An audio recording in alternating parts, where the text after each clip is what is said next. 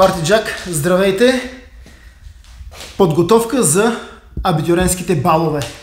Предстоят ни много украси за абитюрентски балове и вижте какво правя. Подготвям кръглите арки.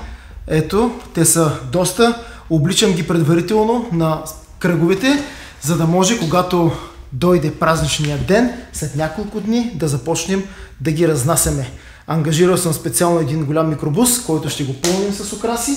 И вижте, всички тези кръгове в рамките на 2 дни ще бъдат разнесени и ще бъде украсено. Между другото, днес стават 32 години, откакто аз бях абитюрент. Как мина това време, не знам. Обаче 32 години по-късно съм украсил и съм направил празника по-цветен и красив на стотици абитюренти. Сега моята работа продължава. Аз ви казвам усмивки.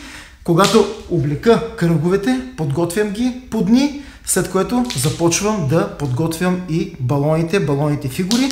Ето тук в тази зала, тук всичко ще бъде с много балони. Ето там, вижте, всички балони са подредени и чакат да започнат да бъдат надувани. Естествено, чакам си и помощниците, които ще дойдат съвсем скоро, защото толкова много балони да се надуят от един човек е направо пълна лудница.